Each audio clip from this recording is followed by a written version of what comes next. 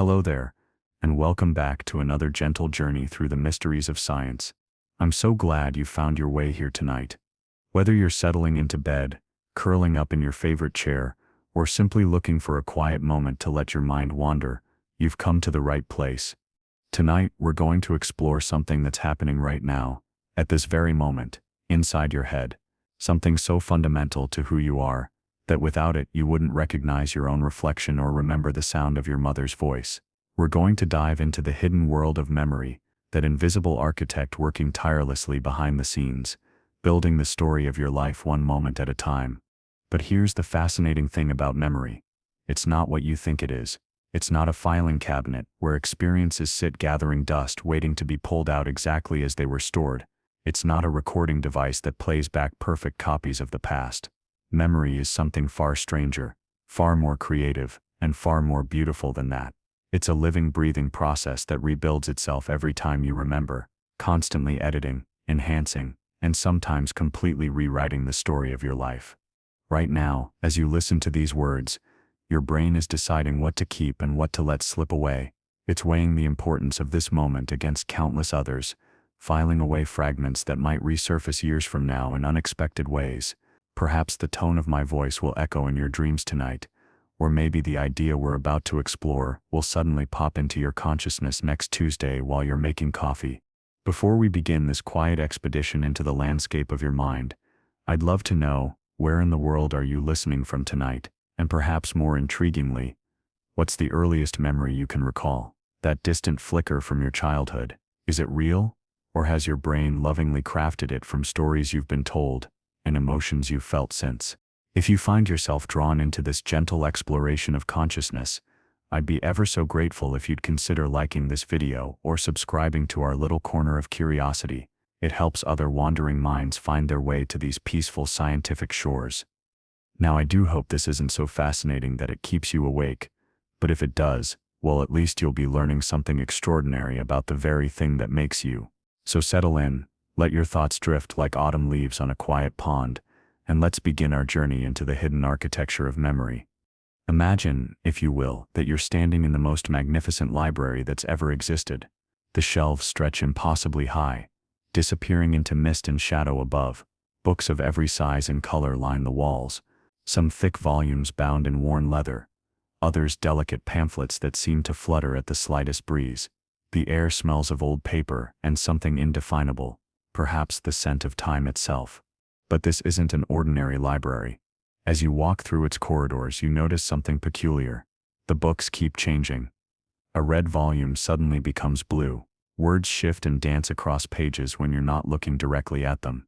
Stories blend together, creating new narratives from old ones. Some books fade until they're barely readable, while others grow brighter and more vivid with each passing moment. This imaginary library is perhaps the closest we can come to visualizing what memory actually looks like inside your brain.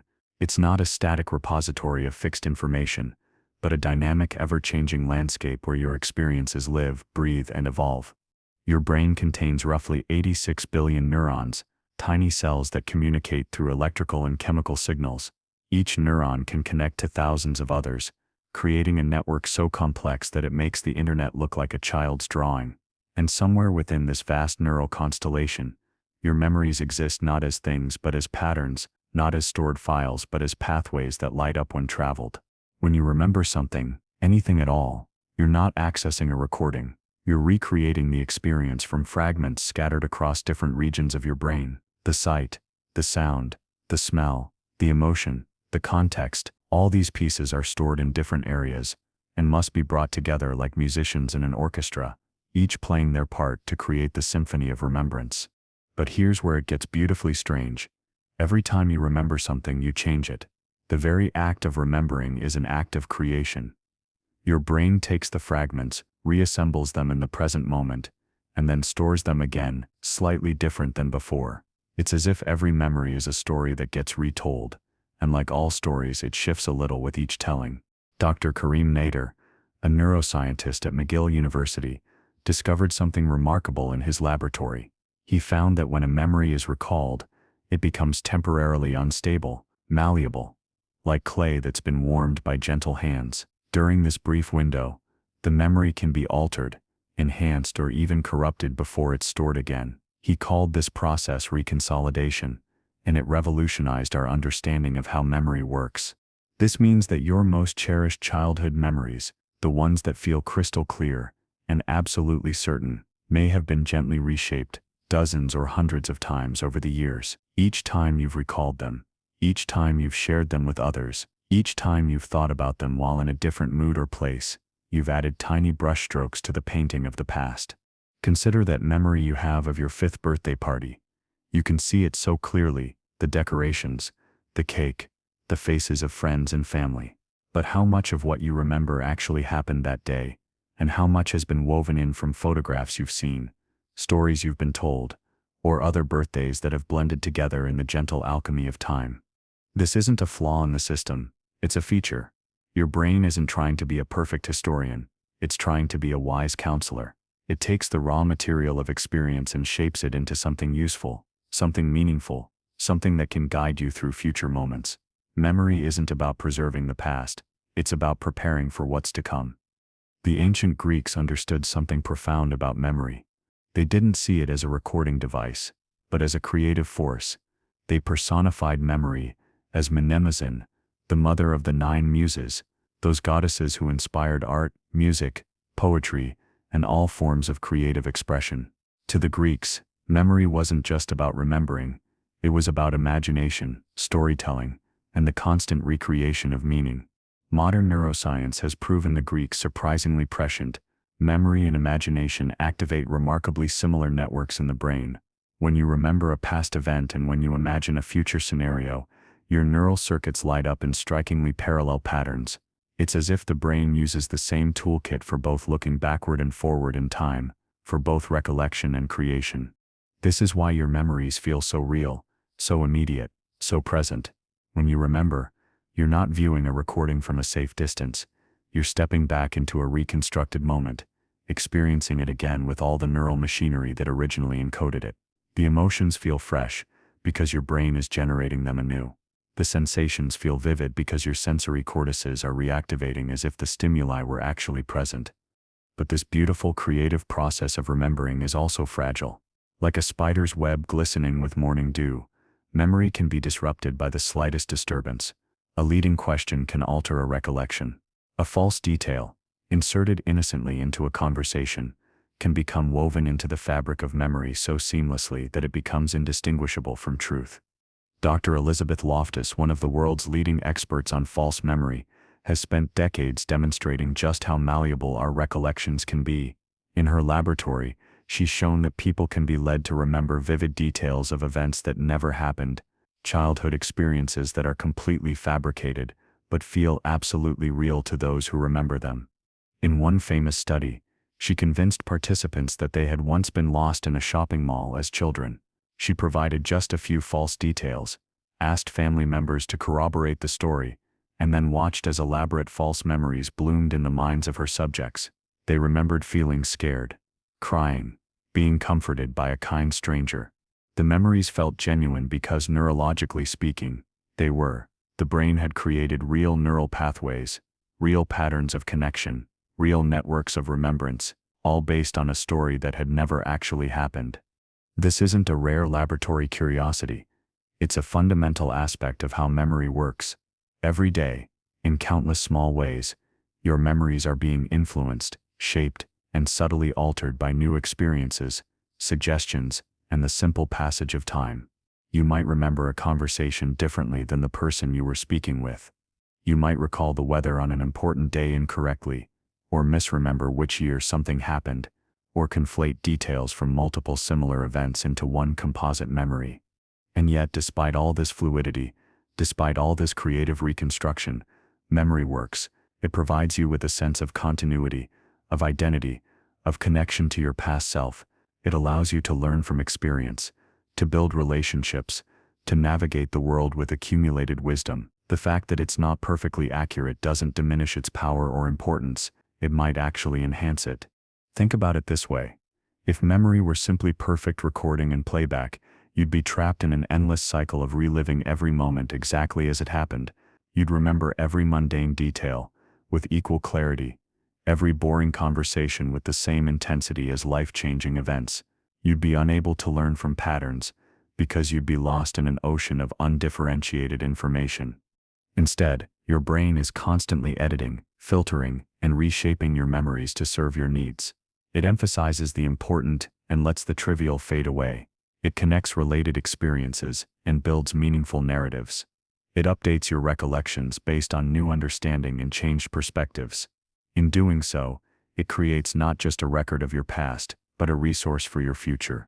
The architecture of memory is built on this principle of creative reconstruction, and as we'll discover, this invisible architect working inside your head is far more sophisticated, far more artistic, and far more purposeful than any conscious designer could ever be. It's a system that has evolved over millions of years to do something remarkable, to take the fleeting moments of lived experience and transform them into the enduring foundation of who you are. So as we continue our gentle journey tonight, remember that the very act of listening to these words is changing you. Your brain is deciding which ideas to keep, which connections to strengthen, and which new pathways to build. Tomorrow, when you wake up, you'll be slightly different than you are right now, not because of any dramatic transformation, but because of the quiet, persistent work of memory, constantly weaving new threads into the tapestry of your mind. Let's explore together how this magnificent process unfolds, from the first spark of attention to the lasting imprint of remembrance, and perhaps along the way we'll discover something new about the mysterious landscape of consciousness itself. Your brain never stops. Even now, as you rest quietly listening to these words, it's working with the dedication of a master craftsman, sorting through the endless stream of information flowing through your senses. Every sound, every flicker of light, every subtle shift in your environment is being processed, evaluated, and either discarded or selected for the next stage of an intricate process that will ultimately determine what becomes part of your permanent memory. This constant activity is happening largely below the threshold of consciousness. You're not aware of the millions of neural calculations taking place every second, the complex decision-making processes that determine which sensory inputs deserve attention and which can be safely ignored. It's like having a brilliant personal assistant who works tirelessly behind the scenes, managing the overwhelming complexity of existence so you can focus on what matters most. The first stage of memory formation is attention, that spotlight of consciousness that illuminates certain experiences while leaving others in shadow. But attention isn't a simple on-off switch. It's more like a sophisticated filtering system with multiple layers and backup protocols. At the most basic level, your brain is constantly monitoring for anything unusual, dangerous, or significant. This happens through what neuroscientists call the orientation response, an automatic shift of attention toward novel or potentially important stimuli. It's an ancient survival mechanism that helped our ancestors notice the rustle of leaves that might indicate a predator or the scent of smoke that could signal fire. But human attention has evolved far beyond simple threat detection. You can consciously direct your focus, choosing to concentrate on a book despite the television playing in the background, or zeroing in on a friend's voice in a crowded restaurant. This deliberate, controlled attention is what psychologists call executive attention, and it's one of the things that makes human memory so remarkably sophisticated. When something captures your attention, whether automatically or deliberately, it triggers a cascade of neural activity that begins the process of encoding. The sensory information is broken down into component parts and distributed across different regions of the brain. Visual details go to the visual cortex, sounds to the auditory cortex, emotions to the limbic system, and context to the hippocampus and surrounding structures. The hippocampus, a small seahorse-shaped structure buried deep in the temporal lobe, plays a particularly crucial role in this process. Think of it as the brain's librarian, not storing memories itself but keeping track of where all the pieces are located and how they fit together. When you form a new memory, the hippocampus creates what neuroscientists call an index, a pattern of connections that links all the distributed components of that experience. Dr. Lynn Nadel, a pioneering memory researcher, describes the hippocampus as creating a kind of cognitive map, not just of physical space but of experiential space. It tracks not only where you were when something happened, but when it happened, who was there, what emotions you felt, and how the event relates to other experiences in your life. This contextual binding is what allows you to remember not just isolated facts but rich, multidimensional experiences. But the hippocampus is more than just a filing system. Recent research has revealed that it's actively involved in the creative aspects of memory formation. It doesn't simply record what happened. It interprets, organizes, and sometimes embellishes the raw material of experience. It fills in gaps with reasonable assumptions, connects new information to existing knowledge, and creates coherent narratives from what might otherwise be fragmentary experiences. This interpretive function is beautifully illustrated by a phenomenon called boundary extension. When you look at a photograph and then try to remember it later, your brain often recalls seeing slightly more of the scene than was actually visible in the image. Your visual memory system, working in concert with the hippocampus, unconsciously extends the boundaries of what you saw, filling in what logically should have been there based on your understanding of how scenes are typically structured. It's a small example of a much larger principle. Your brain is constantly working to make sense of incomplete information. Memory formation isn't passive recording, it's active construction. Your brain takes the pieces of sensory data, emotional context, and prior knowledge, and weaves them together into something coherent and meaningful. This constructive process is influenced by your current state of mind, your beliefs, your expectations, and your emotional condition at the time of encoding. If you're feeling happy when something happens, you're more likely to notice and remember positive details. If you're anxious, threatening, or negative aspects of the experience may be enhanced in memory. Your brain literally creates different versions of the same event depending on the lens through which you view it. The emotional component of memory formation is particularly powerful. The amygdala, an almond-shaped structure in the limbic system, acts like an emotional amplifier, strengthening the encoding of experiences that are emotionally significant. This is why you can probably remember exactly where you were and what you were doing when you heard about major world events, received important news, or experienced moments of joy or trauma. The amygdala doesn't just influence what you remember, it influences how you remember. Emotionally charged memories tend to be more vivid, more detailed, and more confidently held than neutral memories. They also tend to be more inaccurate in subtle ways, because the same emotional intensity that strengthens encoding can also distort it, emphasizing certain details while minimizing others. This emotional enhancement of memory serves an important evolutionary function. Experiences that evoke strong emotions are often experiences you need to remember for survival or reproductive success. The fear you felt when you narrowly avoided an accident helps you remember to be more careful in similar situations. The joy of a meaningful connection strengthens your memory of what led to that positive outcome. But emotional memory can also lead us astray. Because emotionally charged memories feel so vivid and certain, we tend to trust them more than we should. We assume that because we remember something clearly, it must have happened exactly as we recall it. But research shows that even our most confident memories can be inaccurate, especially for peripheral details that weren't central to the emotional core of the experience. The process of encoding is also deeply influenced by what you already know. Your brain doesn't encounter new experiences in a vacuum.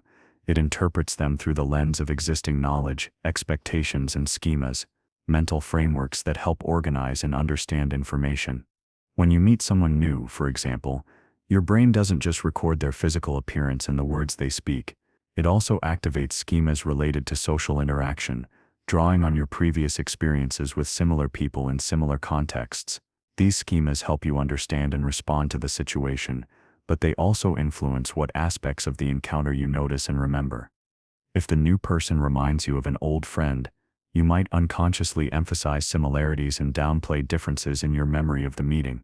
If they violate your expectations in some way, perhaps by being surprisingly funny when you expected them to be serious, that unexpected detail is likely to be remembered particularly well, because it stands out against the background of your expectations. This integration of new information with existing knowledge is one of the most remarkable aspects of memory formation. Your brain is constantly updating its understanding of the world based on new experiences, but it does so in a way that maintains coherency and continuity.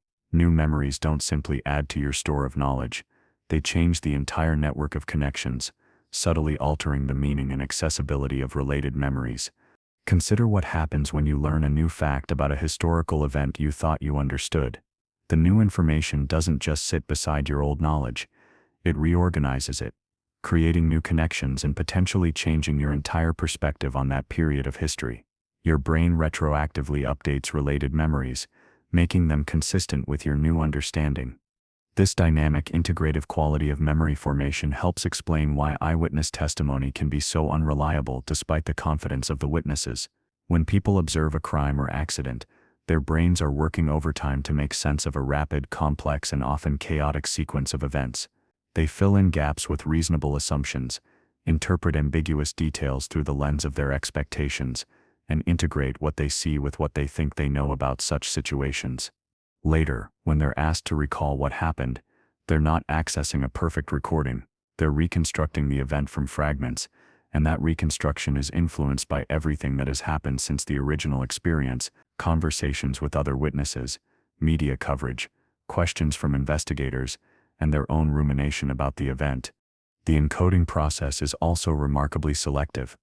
Your brain can't possibly process and retain every detail of your ongoing experience, so it has evolved sophisticated mechanisms for filtering information based on relevance, novelty, and significance.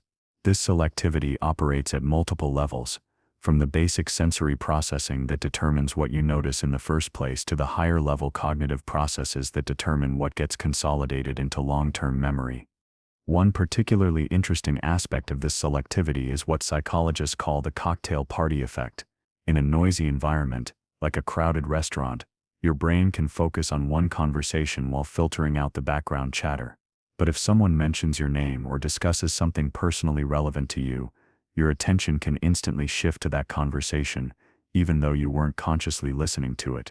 This demonstrates that your brain is constantly monitoring information that you're not consciously attending to, ready to redirect your focus if something important emerges. It also suggests that the boundary between attended and unattended information is more fluid than we might expect. Some information that doesn't receive conscious attention still gets processed and may influence your thoughts and behavior in subtle ways. The selectivity of attention and encoding also means that two people can witness the same event and form dramatically different memories of it, based on what they each found significant or noteworthy. This isn't a limitation of memory.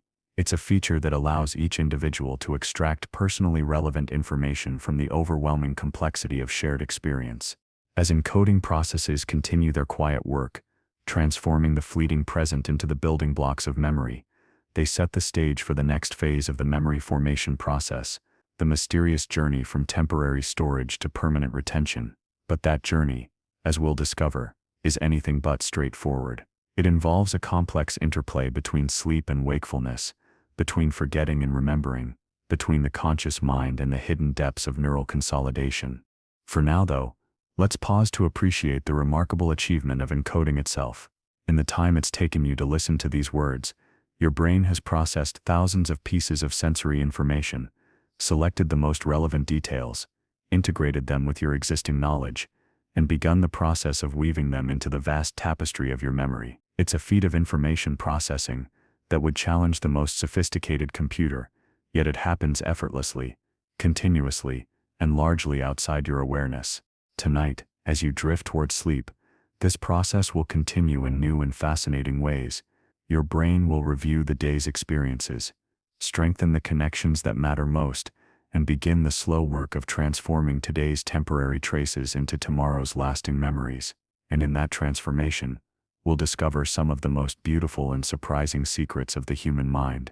Sleep, that nightly journey into the unconscious realm, is far more than a simple timeout from waking life. While your body rests and your conscious mind drifts through the landscape of dreams, your brain is actually more active than you might imagine, engaged in one of its most crucial tasks, the transformation of temporary memories into permanent ones. This process, known as memory consolidation, is like a night shift worker in a vast library, quietly reorganizing the day's acquisitions, deciding what deserves a permanent place on the shelves and what can be safely discarded. But unlike a mechanical sorting system, consolidation is a creative interpretive process that doesn't just preserve memories, it refines them, strengthens them, and sometimes fundamentally changes them. The discovery of memory consolidation began with a puzzle that intrigued scientists for decades. Researchers noticed that memories seemed to become more stable over time, more resistant to disruption or interference. A memory that could be easily disturbed shortly after formation would become increasingly solid and durable as hours and days passed. It was as if the brain had a built-in process for gradually cementing important experiences into permanent storage. But the real breakthrough came when scientists began to understand the role of sleep in this process. Dr. Matthew Walker, a leading sleep researcher at UC Berkeley, has spent years documenting the remarkable ways that sleep enhances memory. His research has shown that sleep doesn't just passively protect memories from interference, it actively improves them, making them more accurate, more integrated, and more useful for future learning. During the deeper stages of sleep, particularly slow-wave sleep, your brain engages in what Walker calls memory replay. The same neural circuits that were active during the day's experiences fire again in the same patterns but in a compressed, accelerated format. It's as if your brain is watching a high-speed replay of the day's events, reviewing and reinforcing the neural pathways that encode your memories. This replay isn't random or mechanical. Your brain selectively strengthens memories that are emotionally significant, relevant to your goals, or connected to existing knowledge. Mundane details that seemed important during the day may fade away, while meaningful patterns and insights become more prominent. Sleep, in essence, is when your brain edits the rough draft of experience into a more polished final version. But consolidation does more than just preserve and strengthen memories. It also transforms them. During sleep, your brain begins to extract general principles from specific experiences, identifying patterns and connections that weren't obvious during the original encoding. This process, called schema extraction, is how you learn not just isolated facts but underlying rules and relationships that can be applied to new situations. For example, if you spend a day learning to play a new piece of music, the initial encoding focuses on specific finger movements, note sequences, and timing. But during subsequent sleep periods, your brain begins to identify larger patterns, the harmonic progressions, the rhythmic structures, the melodic phrases that repeat and vary throughout the piece. These higher-level patterns become integrated into your existing musical knowledge, making it easier to learn similar pieces in the future. This transformation of specific memories into general knowledge is one of the most remarkable features of human cognition. It's what allows you to recognize that a new song shares chord progressions with a familiar one, or that a current social situation resembles something you've encountered before, even though the surface details are completely different. Dr. Robert Stickgold, a sleep and memory researcher at Harvard Medical School, has demonstrated this transformational aspect of consolidation through elegant experiments with video games and pattern recognition tasks. He's shown that people who sleep after learning a task don't just remember what they practiced, they show evidence of having discovered new strategies and insights that weren't apparent during the original learning session. In one particularly striking study, participants learned to navigate a virtual maze before going to sleep. When they were tested the next day, those who had slept not only performed better than those who had stayed awake, but they also showed evidence of having learned shortcut routes through the maze that they had never explicitly practiced. Somehow, during sleep, their brains had continued working on the problem, discovering solutions that weren't obvious during conscious practice. This problem-solving aspect of sleep consolidation may explain why you sometimes wake up with insights or solutions to problems you were struggling with the day before. The phrase "sleeping on it" isn't just a metaphor, it's a description of a real cognitive process. During sleep, your brain continues to work on unresolved questions, making connections between disparate pieces of information, and sometimes arriving at creative solutions that eluded conscious analysis. The consolidation process also involves a fascinating interplay between different memory systems in the brain. The hippocampus, which plays a crucial role in initial encoding, gradually transfers information to the cortex during sleep. This transfer process, sometimes called systems consolidation, can take weeks, months, or even years to complete for some types of memories. During this transfer, memories become less dependent on the hippocampus and more integrated into the cortical networks that store long-term knowledge. This shift has important implications for how memories change over time. Hippocampus-dependent memories tend to be more detailed and context-specific, while cortex-dependent memories are more semantic and generalized. As memories transition from hippocampal to cortical storage, they often become less vivid in terms of specific details, but more integrated with your general knowledge about the world. You might forget exactly what you were wearing on your first day of college, but retain a clear sense of the emotions you felt and the general significance of the experience.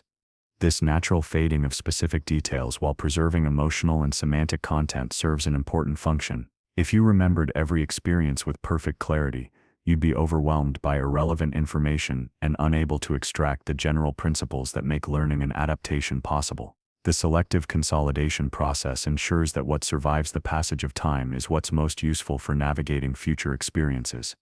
But consolidation isn't always a smooth, linear process.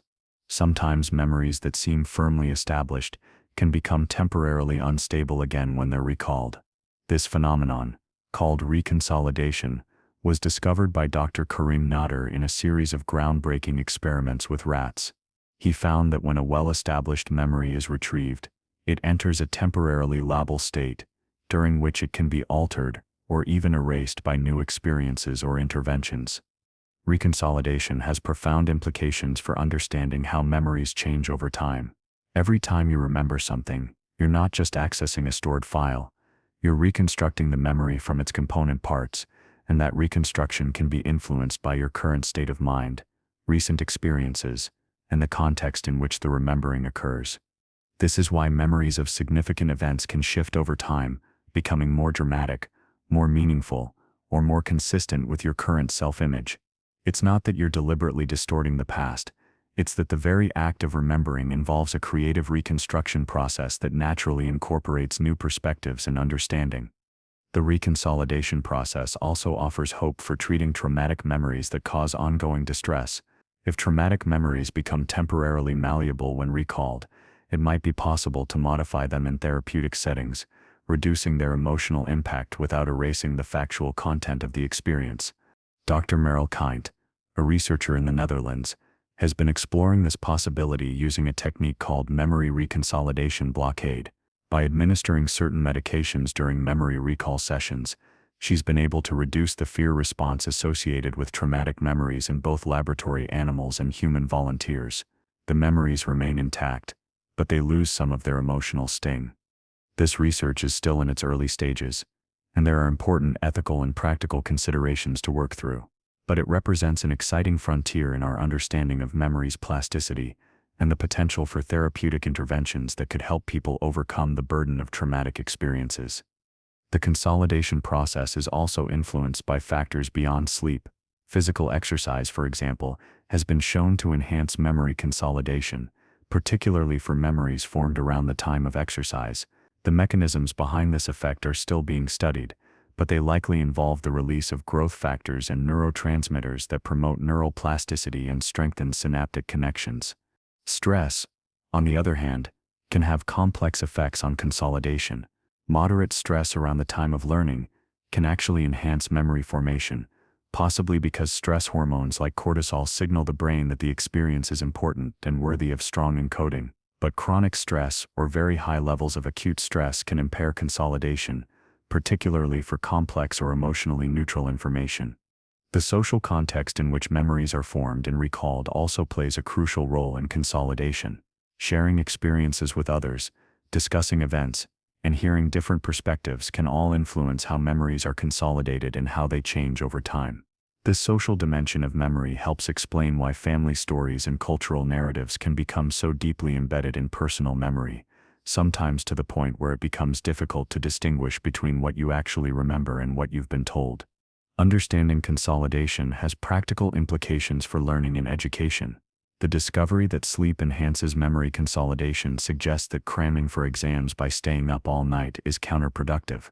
Better learning outcomes might be achieved by studying intensively and then getting a good night's sleep, allowing the consolidation process to strengthen and organize the newly acquired information.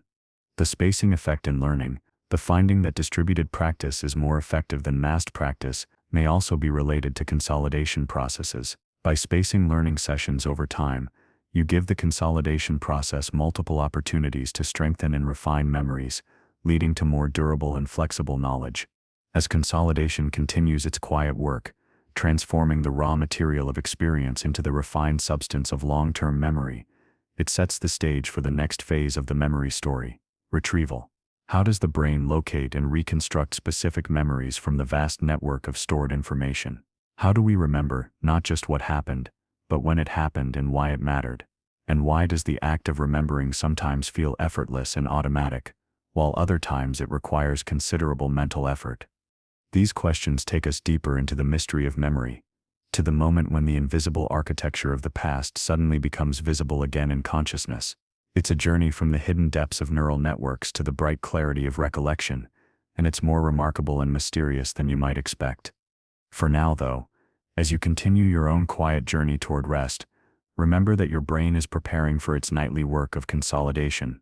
Tonight, while you sleep, the experiences of today will be gently transformed, strengthened, and woven into the larger tapestry of your memory. Tomorrow, you'll wake up not just rested, but subtly changed, carrying within you new patterns of connection that weren't there before. It's a beautiful process, this nightly recreation of the self through memory, and it happens so quietly that you'll likely never notice it at all. Remembering is not like opening a file cabinet and pulling out a folder. It's not like pressing play on a recording device. When you remember something, anything at all, your brain engages in an act of reconstruction so complex and creative that it borders on the miraculous. You're not accessing a stored copy of the past, you're rebuilding it from scattered fragments like an archaeologist assembling an ancient vase from pieces found across different excavation sites. This reconstruction happens so quickly and seamlessly that it usually feels effortless. You think about your childhood home, and suddenly you can see the color of the front door, smell the particular scent of the kitchen, hear the creak of the wooden stairs. The memory seems to spring fully formed into consciousness, complete with sensory details and emotional resonance. But beneath this apparent simplicity lies one of the most sophisticated information processing systems in the known universe. When neuroscientists study retrieval using brain imaging technology, they see something beautiful and complex. The act of remembering lights up multiple brain regions simultaneously, creating patterns of activity that spread across the cortex like ripples on a pond. The visual cortex activates to recreate the sights you remember, the auditory cortex to regenerate the sounds, the motor cortex to echo the movements, and the emotional centers to restore the feelings. It's as if your entire brain becomes a theater where the past is performed again in the present. Dr. Lynn Nadale and his colleagues have described this as multiple trace theory, the idea that memories exist not as single unified entities, but as networks of traces distributed across different brain regions. When you retrieve a memory, you're reactivating this distributed network, bringing together all the different components that were encoded during the original experience. But here's where it gets fascinating. This reactivation isn't perfect. Each time you remember something, you're rebuilding it from the available traces, and those traces may have changed since the last time you accessed them. Some connections may have weakened, others may have been strengthened by related experiences, and new associations may have formed that color the way you reconstruct the memory. This is why two people who witnessed the same event can remember it differently, not because one of them is lying or confused, but because they're each reconstructing the event from their own unique pattern of neural traces. Their brains encoded different aspects of the experience as significant, created different associations with prior knowledge, and have been influenced by different subsequent experiences. The reconstruction process is also influenced by retrieval cues, the environmental, emotional, or cognitive triggers that prompt remembering. The smell of fresh bread might trigger memories of your grandmother's kitchen. A particular song might transport you back to a specific summer. The feeling of nervous anticipation might bring back memories of taking important exams. These cues work by activating parts of the neural network associated with the memory. Sometimes just a small fragment is enough to trigger the reconstruction of an entire experience. Other times, multiple cues are needed to access a memory that seems just beyond reach. The famous tip of the tongue phenomenon occurs when some parts of a memory network are activated but not enough to complete the reconstruction process. Dr. Endel Tolving, one of the pioneers of memory research, discovered that retrieval is most effective when the context at the time of remembering matches the context at the time of encoding. This principle, called encoding specificity, explains why you might suddenly remember something when you return to a place where it happened, or why studying in the same environment where you'll take a test can improve performance. The power of context in retrieval has been demonstrated in some remarkable experiments. In one famous study, participants learned word lists either underwater while scuba diving or on land. When they were later tested for recall, those who learned underwater remembered best when tested underwater, while those who learned on land performed best when tested on land. The physical environment had become part of the memory trace, and recreating that environment enhanced retrieval. This contextual dependency of memory helps explain why certain places can feel so emotionally charged. Walking through your old school hallways might flood you with memories not just because of visual familiarity, but because your brain is using the full sensory environment as a retrieval cue, accessing networks of memories that were encoded in that same context years ago. The emotional state during retrieval also plays a crucial role in what you remember and how you remember it. If you're feeling sad, you're more likely to recall other sad experiences. If you're happy, positive memories become more accessible. This phenomenon, called mood-congruent memory, creates a kind of emotional feedback loop where your current feelings influence which memories you retrieve, and those memories in turn reinforce your current emotional state. Dr. Gordon Bower, a Stanford psychologist, demonstrated this effect in a series of elegant experiments. Participants who learned material while in a happy mood recalled it better when they were later put back into a happy mood, while those who learned while sad showed enhanced recall when they were sad again during testing. The emotional context, like the physical context, had become woven into the fabric of the memory. But retrieval is more than just reconstruction. It's also an active creative process that can enhance and modify memories even as it accesses them. Each time you retrieve a memory, you're not just passively accessing stored information, you're actively engaging with it, potentially strengthening some aspects while allowing others to fade, adding new connections based on your current knowledge and perspective. This active quality of retrieval is beautifully illustrated by what psychologists call the testing effect. When you try to recall information from memory, rather than simply reviewing it, you don't just demonstrate what you know, you actually strengthen and improve your memory of that information. The effort involved in retrieval appears to enhance the neural pathways associated with the memory, making it more accessible for future recall. Dr. Henry Roediger and his colleagues at Washington University have conducted extensive research on this phenomenon. They've shown that students who test themselves on material they're learning retain that information much better over time than students who simply reread the material multiple times. The act of retrieval, even when it's difficult or partially unsuccessful, appears to strengthen memory in ways that passive review cannot. This finding has profound implications for education and learning. It suggests that the struggle to remember, those moments when you're searching your memory for an answer that seems just out of reach, isn't a sign of poor learning, but actually a mechanism for strengthening memory. The difficulty is not a bug in the system. It's a feature that makes your memory more robust and durable. The retrieval process also exhibits a fascinating property called retrieval-induced forgetting. When you actively recall some aspects of a memory, related but non-recalled aspects can actually become less accessible.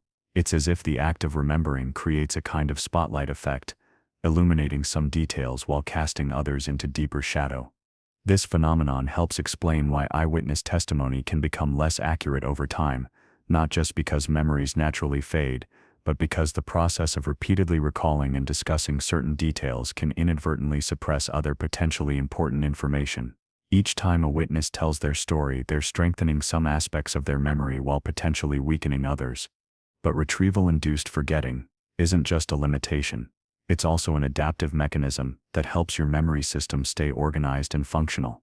By strengthening the aspects of experiences that you actively use and allowing unused details to fade, your brain maintains a manageable and relevant store of information. If you remembered every detail of every experience with equal clarity, you'd be overwhelmed by irrelevant information and unable to focus on what's truly important. The social dimension of retrieval adds another layer of complexity to the process. When you remember experiences that you shared with others, your recollections can be influenced by conversations, stories, and different perspectives from fellow participants. This collaborative aspect of memory can enhance accuracy by providing multiple viewpoints and filling in gaps, but it can also introduce distortions when different people's memories conflict, or when group dynamics influence which version of events becomes accepted as true. Dr. Diana Tamir's research at Princeton University has shown that sharing memories with others actually changes how those memories are stored and retrieved in the brain. The act of storytelling, of organizing experiences into narratives that can be communicated to others, appears to strengthen certain aspects of memories while potentially modifying others to fit the needs of social communication. This social shaping of memory helps explain why family stories and cultural narratives can become so deeply embedded in personal recollection. The memories you share repeatedly with others become not just personal experiences, but social artifacts, shaped by the needs of communication, the reactions of listeners, and the evolving context in which the stories are told. The phenomenon of collective memory, shared recollections of historical events, cultural moments, and generational experiences, emerges from these social interactions between individual memory systems. When many people remember and discuss the same events, their individual recollections can converge toward a shared narrative that may be more coherent and meaningful than any single person's original memory. Technology is now adding new dimensions to how we retrieve and interact with our memories. Digital photographs, social media posts, and other external memory aids can serve as powerful retrieval cues, but they can also influence how we remember experiences. Some research suggests that knowing we'll be able to access information externally can reduce our motivation to remember it internally, a phenomenon sometimes called the Google effect or digital amnesia. But external memory aids can also enhance our natural memory abilities in interesting ways. Dr. Merlin Donald's work on hybrid thinking suggests that humans have always used external tools to extend their cognitive capabilities, from cave paintings to written language to digital devices. Our memory systems have evolved to work in partnership with these external aids, creating hybrid cognitive systems that are more powerful than either biological or technological memory alone. The retrieval process is also influenced by attention and cognitive load at the time of remembering. When you're distracted or under stress, your ability to effectively search your memory and reconstruct experiences can be impaired. This is why it can be difficult to remember things when you're anxious, or why important details might escape you during high-pressure situations like job interviews or examinations. Interestingly, some types of retrieval can actually be enhanced by mild stress or pressure. The phenomenon of reminiscence bump, the tendency for older adults to have particularly vivid memories from their teenage and early adult years, may be partly related to the heightened emotional intensity and stress of that life period, which enhanced both encoding and retrieval of experiences from that time. The reconstructive nature of retrieval also means that each act of remembering has the potential to change the memory itself. This isn't a flaw in the system but a feature that allows memories to remain current and relevant to your ongoing life. When you remember a childhood experience as an adult, you're not just accessing the child's perspective, you're integrating that experience with everything you've learned and felt since then. This updating process helps explain why memories can become more meaningful or take on new significance as you age and gain new perspectives. An experience that seemed minor at the time might become pivotal in your life story when viewed through the lens of subsequent events. Conversely, something that seemed enormously important might fade in significance as your priorities and understanding evolve. The flexibility and creativity of retrieval also enable what psychologists call constructive episodic simulation, the ability to imagine future scenarios by recombining elements from past experiences. When you plan for an upcoming vacation, or imagine how a difficult conversation might unfold, you're using the same neural machinery involved in remembering, but directing it toward possible futures rather than actual pasts. Dr. Daniel Schachter's research at Harvard has shown that patients with severe memory impairments often have corresponding difficulties imagining future scenarios, suggesting that memory and imagination are more closely linked than previously thought. The ability to remember the past and the ability to envision the future appear to draw on overlapping cognitive systems, both involving the creative reconstruction of experience from stored components. This connection between memory and imagination reveals something profound about human consciousness. We are not just passive recipients of experience, faithfully recording what happens to us. We are active constructors of meaning, constantly weaving together past, present, and future into coherent narratives that guide our understanding of ourselves and our place in the world. The act of retrieval, then, is not just about accessing the past, it's about making that past available for present and future use. When you remember how you solved a problem before, you're not just recalling a historical fact, you're accessing a resource that might help you solve similar problems in the future. When you remember the emotional texture of a past relationship, you're not just indulging in nostalgia, you're drawing on experience that informs your current and future relationships. This forward-looking aspect of memory helps explain why the reconstructive nature of retrieval is not a bug but a feature. If memories were perfect, unchanging recordings, they would become increasingly irrelevant as you grow and change. Instead, the flexibility of memory allows it to remain a living, breathing part of who you are, constantly updated to reflect your current understanding and needs. Sometimes, however, This reconstructive flexibility can lead memory astray in remarkable ways. There are experiences that feel absolutely real, completely vivid, and entirely convincing, yet they never actually happened. These false memories are not rare curiosities or signs of mental illness. They are natural consequences of how memory works, emerging from the same creative reconstructive processes that make normal memory possible. The study of false memory began with clinical observations of patients who seemed to remember events that family members insisted had never occurred. Elizabeth Loftus, who brought false memory into the laboratory and demonstrated that it could be created, studied, and understood through careful scientific investigation. In her pioneering research, Loftus showed that false memories could be implanted in healthy individuals through surprisingly simple means. In one famous study, she convinced participants that they had been lost in a shopping mall as children by providing them with a few false details and asking family members to corroborate the story. Within a few weeks, many participants had developed rich, detailed memories of this fabricated event, complete with emotional content and sensory details. What made these false memories so compelling was not just their vividness but their subjective authenticity. The people who developed these memories didn't feel like they were imagining or confabulating, they felt like they were genuinely remembering. The neural processes that created these false memories were the same ones involved in creating true memories, so from the brain's perspective there was no meaningful difference between them. This research revealed something both fascinating and unsettling about human memory. The same mechanisms that allow us to remember real experiences, the integration of fragments into coherent wholes, the filling in of missing details based on general knowledge, the emotional coloring of recollections, can also create convincing memories of events that never occurred. False memories can arise in several ways. Sometimes they result from source confusion, where you remember something that actually happened but misattribute it to the wrong time, place, or context.